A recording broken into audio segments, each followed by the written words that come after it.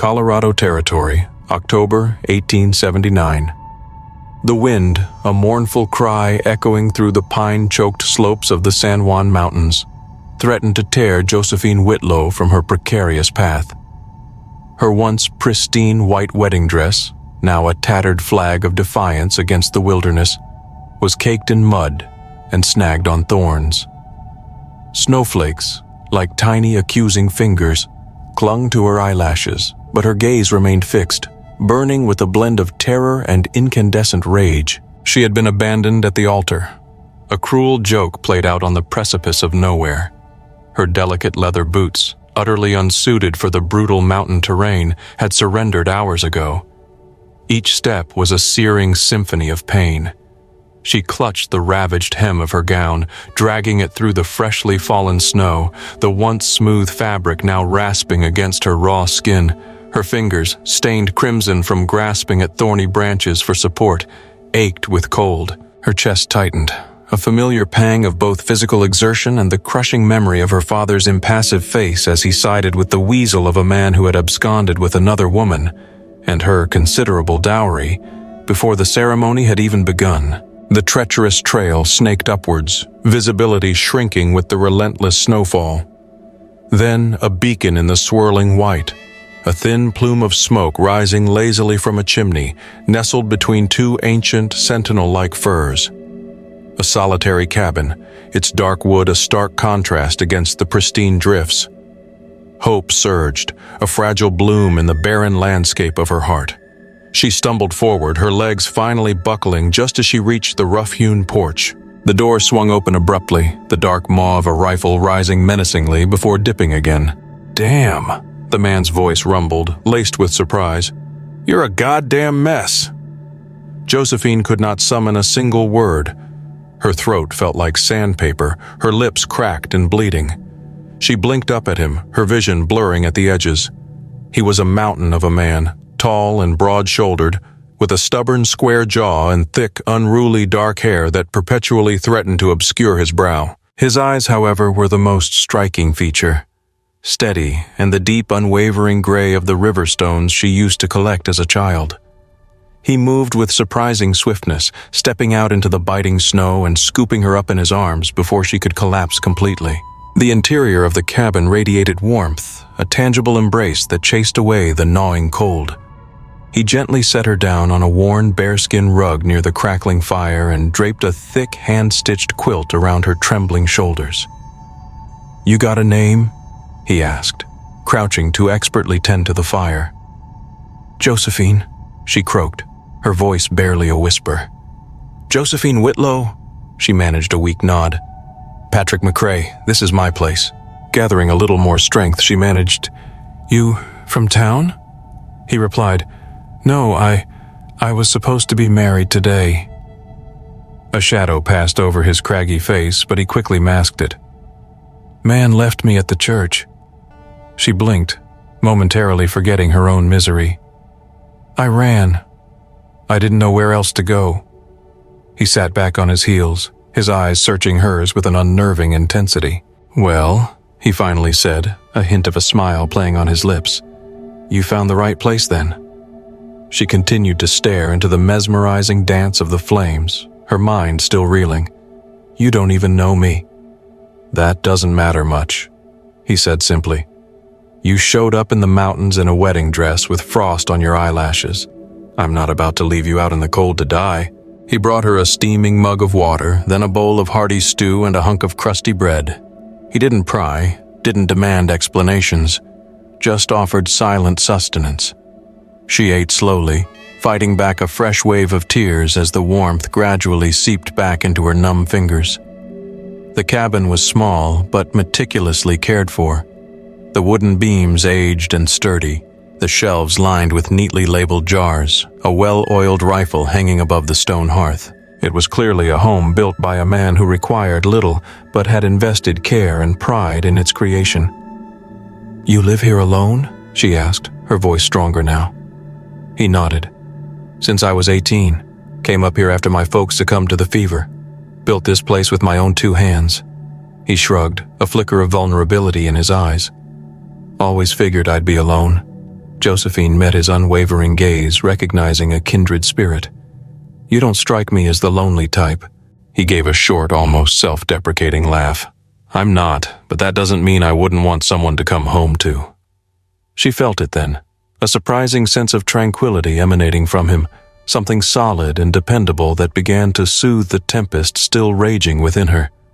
She had been running on adrenaline and despair for hours, but now her weary body gratefully surrendered to the warmth of the quilt and the hypnotic rhythm of the fire. Her eyes drifted closed, and she slipped into a deep, dreamless sleep. She awoke to the enticing aroma of freshly brewed coffee and the gentle sound of snow sliding off the cabin roof. Patrick stood by the window, the sleeves of his flannel shirt rolled up to his elbows, his gaze fixed on the snow-laden woods beyond. He turned as he heard her stir, a flicker of concern crossing his face. "You slept nearly 12 hours, he said, his voice soft. "You desperately needed it." She sat up, every muscle in her body protesting with a dull ache. "I should go." "Go where?" he countered, walking over to the rug. "You said it yourself, no one is waiting for you." She looked down at their hands, her fingers twisting nervously in the quilt. "I don't want to be a burden." "You're not. This land has teeth, Josephine. It's no place for someone to wander out of alone, especially not in the dead of winter. You stay here for as long as you need." She hesitated, suspicion warring with a desperate longing for respite. "Why are you being so kind?" Patrick's voice was quiet, laced with a sadness that resonated deep within her. "Because nobody extended that kindness to me when I needed it most. I know precisely how that feels, Josephine." Her throat tightened with unexpected emotion. She looked at him, truly looked at him for the first time, and saw not only the impressive strength in his broad shoulders but also the deep lines etched around his eyes, the silent testament to a life marked by hardship and loss. He had known profound sorrow, too. She nodded almost imperceptibly. "All right, Patrick, I'll stay just for a little while." Days unfolded in a slow, deliberate rhythm. Patrick patiently showed her how to stack firewood with efficiency, how to track game in the snow, how to expertly patch a ripped sleeve with sturdy thread. She, in turn, kept the cabin clean and organized, arranged the pantry with a meticulousness that bordered on obsessive, and baked biscuits that made him close his eyes in sheer delight with the first bite. "You're making this place feel like something I've never experienced before," he confessed one evening, his voice uncharacteristically low and vulnerable. She looked up from the worn table where she was diligently stitching a torn curtain, a question in her eyes. "What is that, Patrick?" she prompted. "A home?" Josephine held his gaze, a silent acknowledgement passing between them. It already felt like a home. It just needed someone to share it with him. The first time he touched her hand, it was purely accidental, when she slipped on the icy porch steps, and he instinctively reached out to steady her. His strong fingers wrapped securely around hers, warm, calloused, and undeniably comforting. She didn't pull away. A week later, she initiated the first kiss. It was hesitant at first, a tentative exploration, but quickly deepened with an undeniable passion. She brought him a steaming mug of coffee, their fingers brushing as he accepted it. Their eyes met, held for a fraction of a second too long, and a spark ignited. She leaned in, her heart hammering against her ribs, and he met her halfway, his hand gently framing her face, rough from honest work, but surprisingly gentle. When they reluctantly broke apart, he rested his forehead against hers, his breath warm against her skin. "Are you sure about this, Josephine?" he asked, his voice raw with emotion. "I am," she whispered, her voice trembling. He kissed her again, longer, deeper, more possessive this time. By the second week, she had carefully folded away her shredded wedding dress, burying it deep in a trunk, a symbolic farewell to the life she had left behind. By the third week, she was comfortably wearing his worn shirts and waking up each morning curled against his strong chest in the wide bed he had painstakingly built with his own two hands. He never pressured her to commit, never explicitly asked her to stay. She stayed because she wanted to, because the very idea of leaving him was now unthinkable. One crisp morning, she found him out back splitting logs, his muscles straining with each powerful swing of the axe. She walked up to him and playfully brushed wood shavings from his broad shoulder, a gesture of casual intimacy that spoke volumes. "Patrick," she said, her voice filled with a newfound confidence. He turned to face her, his eyes questioning. "I want to build a garden in the spring, right where the sun hits near the porch." He nodded slowly, his expression thoughtful. "You planning on being here come spring then, Josephine?" She smiled, a radiant smile that banished the lingering shadows from her face. "I'm planning on being here as long as you want me." His hands dropped the axe, the sound echoing in the crisp morning air. He stepped forward and pulled her tightly against him, burying his face in her hair. "I want you here every day, Josephine," he said, his voice thick with emotion. "For the rest of them." She kissed him then, her hands tangling in his hair, the biting cold forgotten as his warmth enveloped her completely. In the heart of the untamed wilderness, within the sheltering walls of a cabin built by a solitary man who had long since abandoned any hope of finding love, she had found sanctuary. And in her, Patrick McRae had discovered something he had never dared to dream of: a true home, a place filled not only with warmth and sustenance, but also with the profound, unwavering power of unconditional love. And neither of them ever wanted to leave again. As November painted the valley in hues of gray and brown, the trees surrendered the last vestiges of their autumnal glory, and the river below the ridge flowed sluggishly beneath a thin, fragile crust of ice. Josephine moved through the small cabin with quiet assurance, her steps lighter now, her hands sure and capable. She no longer flinched when the wind rattled the window panes, no longer startled by the sudden noises of the wild. One morning, she found Patrick hunched over the sturdy workbench he had built against the far wall, the soft light from the east window casting long, dramatic shadows across his broad shoulders. He was meticulously carving something small and intricate, his strong hands guiding the sharp knife with slow, deliberate strokes. She watched him in silence for a long moment, content to simply observe his focused intensity until he finally set the carving down. "You ever think about what you'd be doing if the world hadn't gone sideways on you, Josephine?" he asked without turning, his voice low and introspective. She stepped closer to him, drawn by the vulnerability in his voice. "I used to imagine I'd teach letters, poetry. My mother instilled a love for knowledge in me before she passed, but after she was gone, it just became one more thing to keep locked away, one more painful reminder of what I had lost."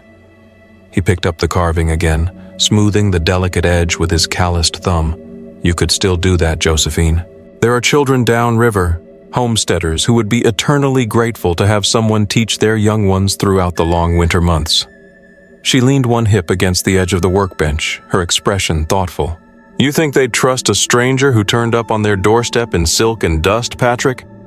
You're not a stranger anymore, Josephine," he said firmly, his voice laced with conviction. "Not to anyone who's seen the remarkable transformation you've brought to this place, to this home." She looked down at the carving in his hands. It was a bird, a delicate rendering of a blue jay, its wings tucked close to its body, its head cocked as if listening intently.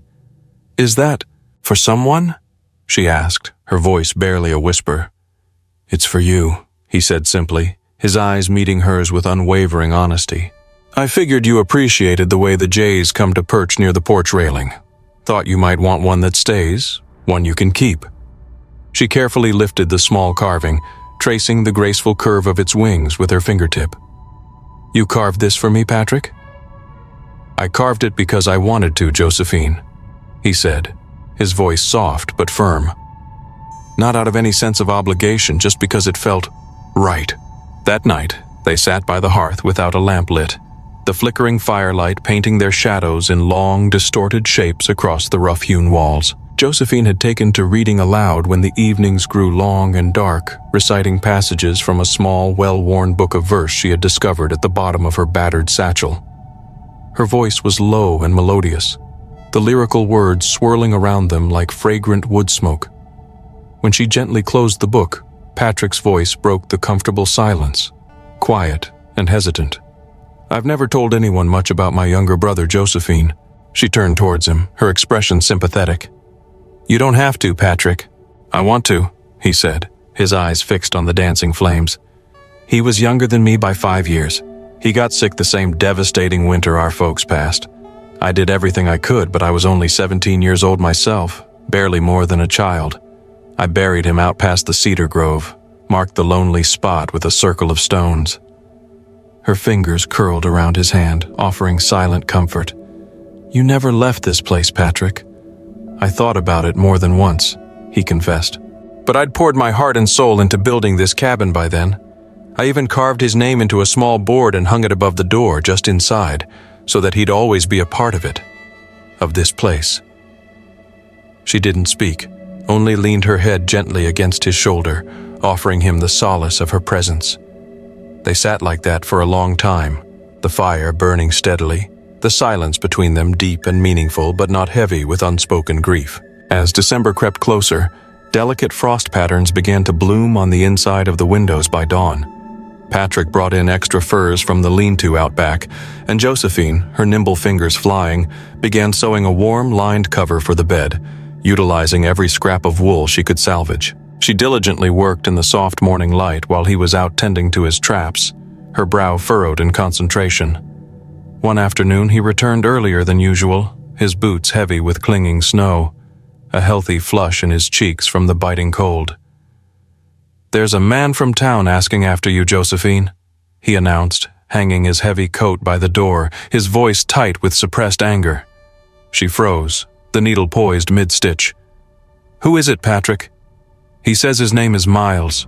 Rode all the way up from Ridgeline asking about a woman in a white dress. I didn't reveal anything, I just listened carefully to what he had to say." She slowly set the needle down on the table, her movements deliberate and cautious. "He's not a man I want anywhere near me." "I can send word downriver, Josephine," Patrick said, his jaw clenched. "I can alert the marshal, have him keep a watchful eye out for him. That man will find absolutely no welcome here." She nodded gratefully, but her breath came in shallow, ragged gasps. "He's the one who abandoned me, Patrick. But it wasn't just cold feet. He had accrued a substantial debt with some unscrupulous men, and he had borrowed the money in my father's name." Patrick's jaw tightened with barely restrained fury. "You think he'd dare come back here to try and extort more money from you, Josephine?" "I suspect he now knows that I possess nothing of material value. But men like Miles don't operate on logic or reason. They are driven purely by greed and a willingness to exploit any perceived weakness." "You are not weak, Josephine," he said fiercely, his eyes burning with protective anger. "And he won't get anywhere near you. Not now. Not ever." She met his unwavering gaze, recognizing the fierce protectiveness that burned within him. "You'd stand between us, Patrick?" "I'd stand with you, Josephine," he corrected firmly.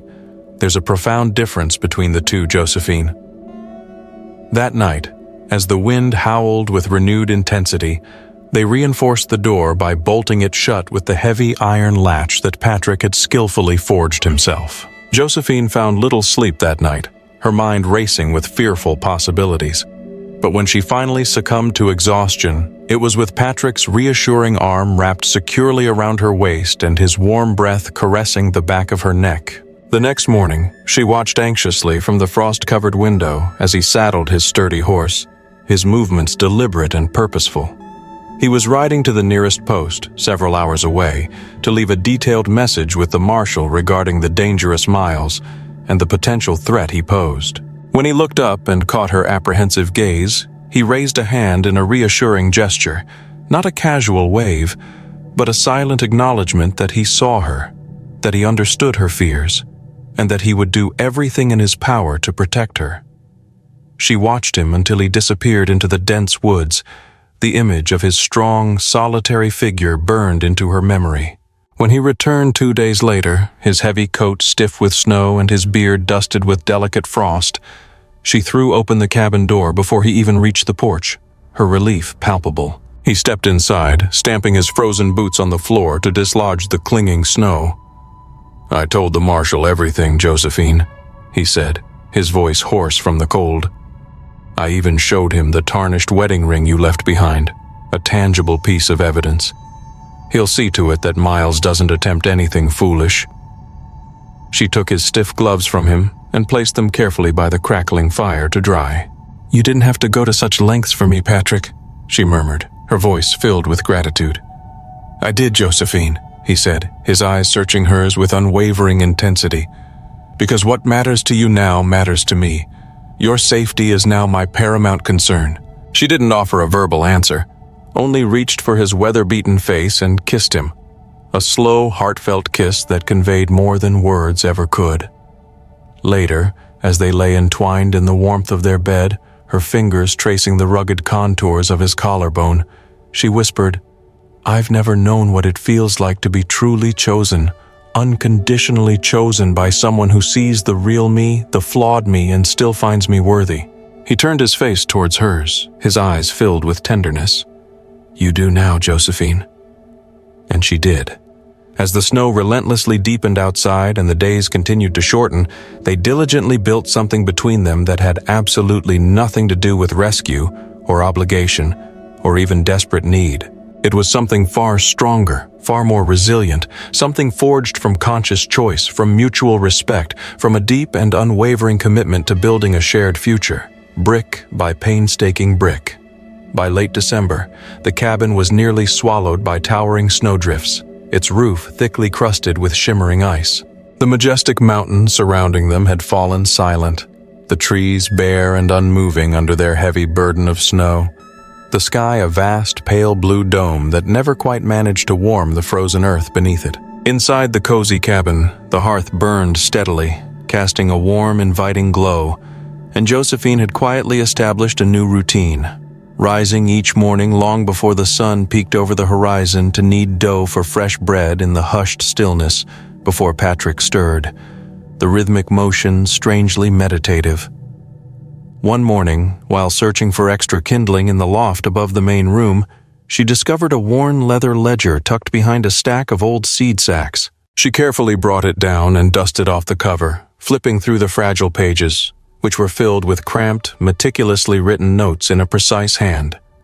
Patrick's father's, judging by the faded date inscribed in the corner.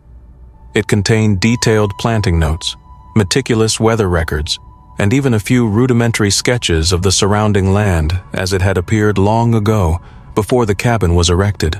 When Patrick came in from the woodshed, his beard frosted with snow and a bundle of kindling clutched in his arms, she eagerly showed it to him, her eyes sparkling with excitement. "I had no idea this was even up there, Patrick," she exclaimed, turning the brittle pages with reverence.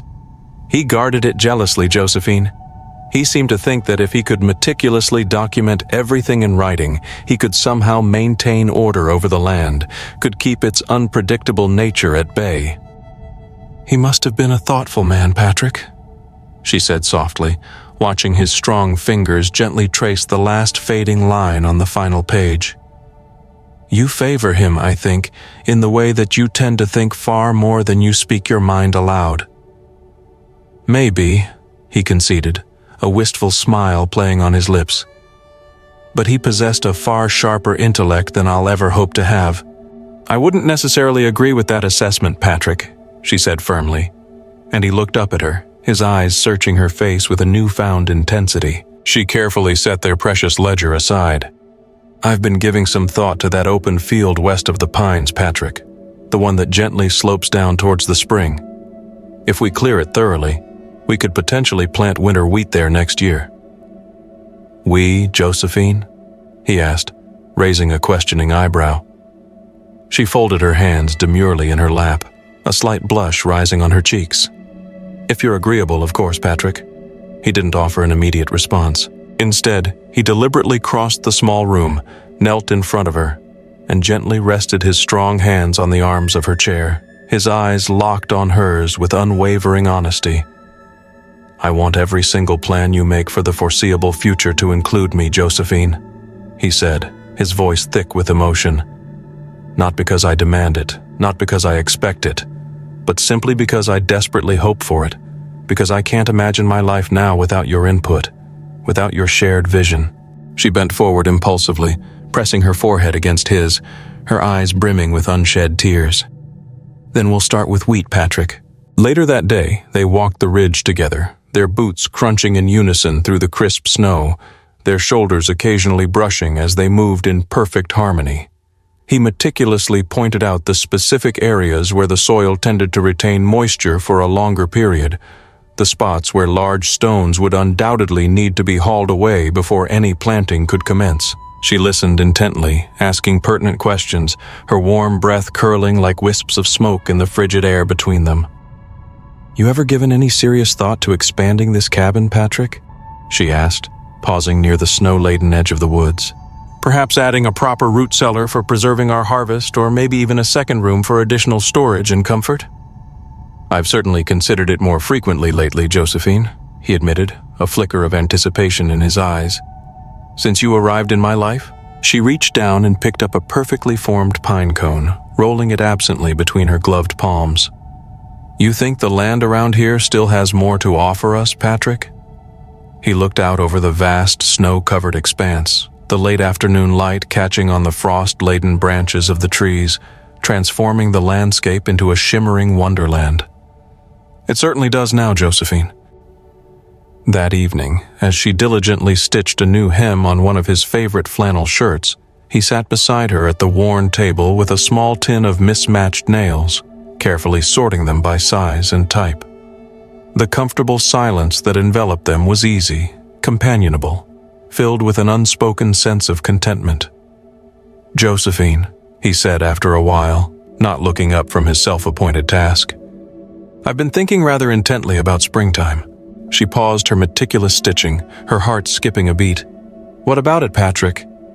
If we were to journey into town when the snow finally thaws and the pass reopens, I would deeply appreciate the opportunity to stand beside you and formally request that Reverend Avery officially bless our union, to sanctify our commitment in the eyes of God and the community." She carefully set the needle down on the table, her heart swelling with a slow, expansive joy. "You're proposing marriage to me, Patrick?" A flicker of uncertainty crossed his rugged features. "I understand that you already live as though you are my wife, Josephine," he said, his voice earnest. "But I yearn to be able to officially call you my wife, to have the formal designation to match the deep and abiding love I feel in my heart." Her fingers instinctively reached for his, her touch gentle but firm. His hands were warm and strong, calloused from years of hard work, but surprisingly sensitive. "Then comes springtime, Patrick," she said softly, her eyes shining with happiness. "I will gladly and proudly wear the name." They slept soundly that night with the window cracked open, the crisp, cold air invigorating on their skin, the thick quilt pulled snugly around them. She lay with her head resting comfortably on his broad shoulder, listening to the steady rhythm of the wind as it rustled through the rafters. In the quiet days that followed, they began to meticulously prepare for their future together. Patrick hauled seasoned boards from the woodshed, while Josephine carefully charted the gradual slope of the land with charcoal and parchment, meticulously planning the layout of their burgeoning garden. They even braved the frigid temperatures to dig post holes with frozen fingers, diligently marking the exact location where the sturdy fence would eventually rise to protect their precious crops. She even managed to locate a hidden patch of fragrant wild sage growing near a rocky outcrop and carefully packed it tightly into muslin pouches to dry, ensuring that its soothing scent would permeate the cabin for months to come. One morning, a lone rider cautiously made their way up the treacherous mountain trail, an older woman named Mrs. Keating, whose husband had sadly passed away the previous winter, leaving her to manage their small homestead alone. She brought a precious offering of homemade preserves in glass jars and a trove of news from the bustling valley below. "Word has it that there's a new schoolhouse being built near the river, Josephine," she said, setting her laden basket carefully on the worn table. "They're actively seeking someone with a genuine passion for literacy to teach the local children." Josephine instinctively met Patrick's gaze across the room, a silent understanding passing between them. "I may very well have a passionate desire to nurture young minds," she said, a mischievous twinkle in her eyes. "You possess far more than mere passion for knowledge, Josephine," he said proudly, his voice filled with genuine admiration. "You have a true gift for teaching, a unique ability to unlock the potential within each student." That night, as the fire burned low, casting flickering shadows on the walls, she read aloud from the well-worn ledger. her voice steady and clear as she recited the meticulous notes penned by a man long gone. Patrick sat contentedly at her feet, his head resting comfortably against her knee, his eyes closed in peaceful repose. "You think he would be proud of what you've accomplished here, Patrick?" she whispered, her fingers gently stroking his hair. "I think he would be immensely glad that I am no longer alone, that I have finally found someone to share this life with." She ran her fingers through his thick hair, her touch slow and tender. "Neither am I alone anymore, Patrick." Outside, the snow continued to fall softly and endlessly, blanketing the landscape in a thick layer of pristine white. But inside the warm and inviting cabin, where their intertwined lives had taken root and begun to flourish, the comforting warmth never wavered, a beacon of hope in the vast and unforgiving wilderness. By mid-January, the unrelenting cold had seeped into the very bones of the land, locking it in an icy embrace. The creek behind the cabin had frozen solid, and the days passed in a hushed stillness so profound that it felt as though the surrounding mountains were collectively holding their breath, patiently awaiting the return of spring. Josephine began marking the passage of time by the subtle shifts in the length of the light that streamed through the windows and illuminated the worn floorboards, and by the gradual decrease in the height of the neatly stacked firewood pile. One morning, Patrick returned from his solitary trek through the woods with his heavy coat stiff with frost and his broad shoulders tense with unspoken concern. He carefully laid a small bundle of freshly skinned rabbit pelts on the table, but his eyes didn't linger on them. Instead, he went to the rough-hewn cupboard and stood with one hand braced against the door, silent for so long that Josephine paused in her sweeping and anxiously watched him. "Something's wrong, Patrick?" she asked softly, her voice laced with concern. He didn't answer her immediately, then finally said, his voice tight with apprehension, "I observed wagon tracks along the lower trail this morning, Josephine. They weren't particularly fresh, but they couldn't have been more than 2 days old at most. There shouldn't be anyone traveling up here this time of year." She leaned her broom against the wall, a knot of anxiety tightening in her stomach. "Traders, perhaps, Patrick?" "Too narrow for that, Josephine." And they looked like the tracks of a single rig, not a team of wagons. Someone's attempting to move stealthily, trying hard not to attract attention. Josephine stepped over to the window, watching delicate frost patterns spread across the glass pane. "You think it might be him, Patrick? Miles?" "I don't know for sure, Josephine," Patrick said, his brow furrowed with worry. "But I intend to keep a watchful eye out. I won't take any unnecessary risks." She turned to him, her expression serious. "I'd strongly prefer that you not venture out alone for the time being, Patrick." He nodded once in agreement, then crossed the room and took her gently by the arm. "We'll stay close to the cabin, Josephine. We'll keep the rifle loaded and within easy reach. I promise you, I won't take any foolish chances." The days that followed passed in a heightened state of awareness, filled with a constant vigilance that threatened to fray their nerves. Patrick meticulously checked the ridge each morning at first light, while Josephine diligently tended to the pantry and sharpened the kitchen knives, ensuring that they were prepared for any eventuality. They deliberately avoided speaking openly about the lurking danger, but the underlying tension thrummed beneath the normal rhythm of their days like a discordant note in a familiar song. One evening, as she lit the kerosene lamp, Josephine paused, her face etched with a mixture of apprehension and resolve. "There's something I've never told you about the morning I fled from the church, Patrick," she said, her voice barely audible. "I didn't just run because Miles had abandoned me at the altar. I ran because my own father actively encouraged me to proceed with the wedding, despite everything, to salvage the situation somehow. He callously told me that a man's potential shame wasn't worth sacrificing a woman's supposed future." Patrick remained motionless, his expression unreadable. "He actually said those cruel words to you, Josephine?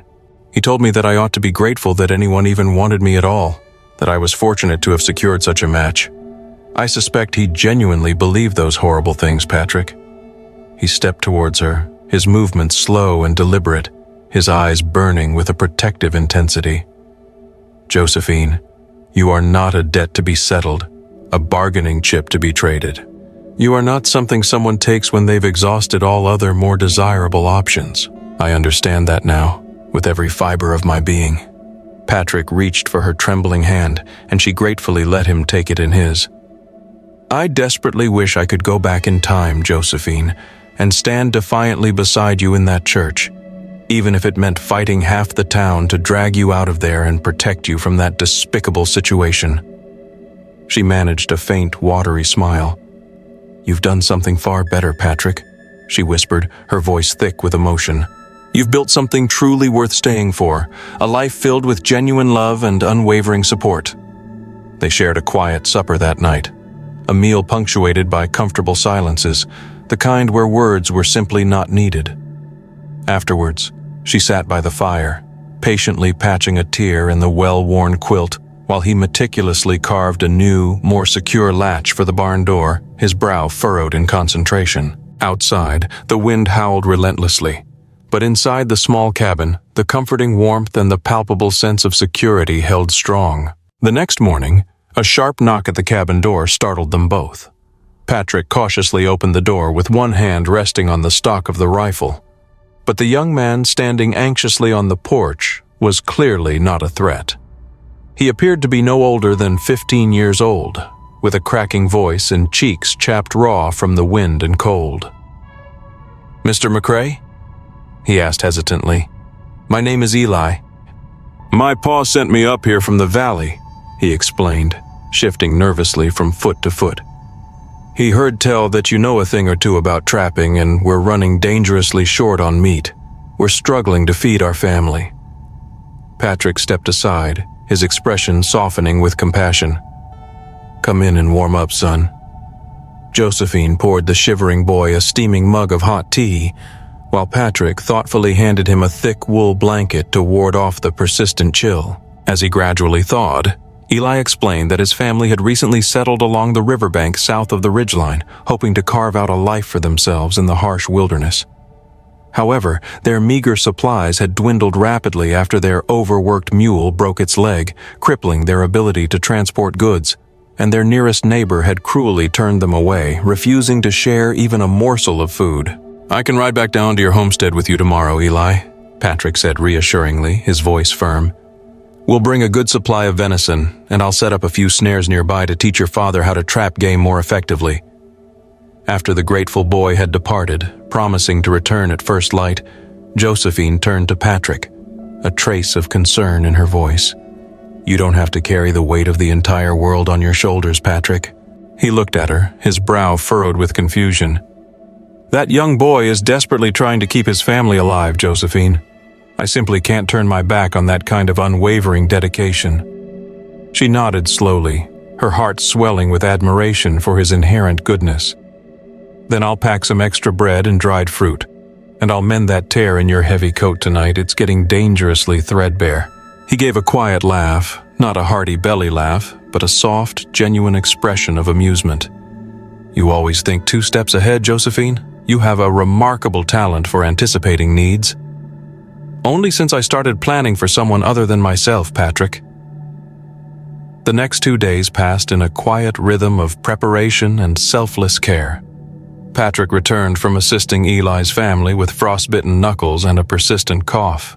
Josephine diligently steeped pine needles for a soothing tea to ease his aching throat and carefully made a healing poultice from dried yarrow that she stored in a tin near the hearth, her touch gentle and nurturing. By the 3rd morning, Patrick's cough had subsided and the persistent tension in his jaw had visibly eased. "I've been thinking, Josephine," he said thoughtfully as he pulled on his worn boots. "Once the spring thaw arrives, I'd like to construct a sturdy spring house down near the creek. It will provide us with a cool and reliable place to store fresh milk and root vegetables year-round." Josephine carefully folded the last of the neatly laundered clothes, her heart brimming with happiness. "We'll definitely need a considerable amount of stone for such a project, Patrick. I can assist you with gathering the necessary rocks from the surrounding hillsides."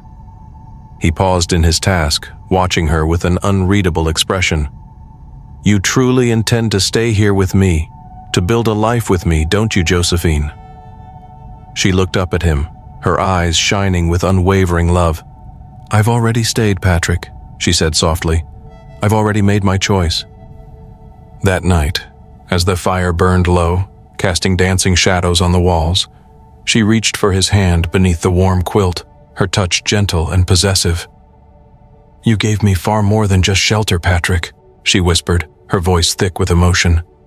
"You gave me the first place in my entire life where I've ever felt genuinely wanted, where I truly belong." He turned towards her, his voice low and tender. "And you, Josephine." And so, as the story unfolds, we see how even in the harshest of landscapes and after the cruelest of disappointments, love and a true sense of belonging can blossom in the most unexpected places. It's a testament to the resilience of the human spirit, and a beautiful reminder that sometimes all it takes is a little kindness and an open heart to find the home we've always been searching for. What did you think of Josephine and Patrick's journey? Did their story resonate with you? We'd love to hear your thoughts. Feel free to leave a comment below. Tell us what part moved you the most, ask any questions you have, or even share your own experiences with finding connection in unexpected places. And if you enjoyed this story and want to hear more tales of resilience, love, and unexpected beginnings, be sure to subscribe. We have plenty more heartwarming stories coming soon, and we wouldn't want you to miss out. Thanks for watching.